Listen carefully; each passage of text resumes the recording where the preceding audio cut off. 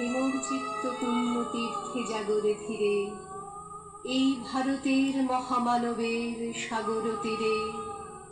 হেথায় দাঁড়ায় দুবাহু বাড়ায়ে, নমি নর দেবতারে, উদার ছন্দে পরমানন্দে বন্দন করি তারে। ধ্যান গম্ভীর এই যে ভূধর, নদী জপমালা ধৃত প্রান্তর, হেথায় নিত্য হ্যার পবিত্র ধরিত্রীরে, এই ভারতের মহামানবের সাগর তীরে।